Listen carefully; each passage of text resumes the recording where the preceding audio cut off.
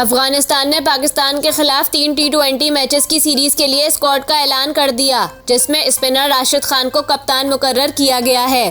पाकिस्तान और अफगानिस्तान के दरमियान 3 T20 मैचेस की सीरीज 24 से 27 मार्च तक शारजाह में खेली जाएगी। इस सीरीज में पाकिस्तान टीम की क़यादत शादाब खान जबकि अफगानिस्तान टीम की क़यादत राशिद खान करेंगे।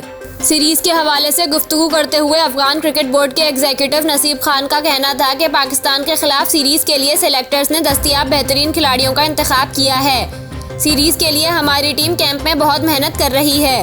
अफगानिस्तान टीम के स्क्वाड में नवंबर में T20 वर्ल्ड कप के बाद कप्तानी छोड़ने का ऐलान करने वाले साबिक कप्तान मोहम्मद नबी भी स्क्वाड का हिस्सा हैं। अफगान क्रिकेट बोर्ड के ओपनर हजरतुल्लाह जाज़ाई और मिडिल ऑर्डर बल्लेबाज रहमत शाह को स्क्वाड से ड्रॉप कर दिया है। स्क्वाड में बाएं हाथ के ओपनर सिद्दीक उल्लाह अतल को शामिल किया गया है, जो सीरीज में अफगानिस्तान के लिए डेब्यू कर सकते हैं।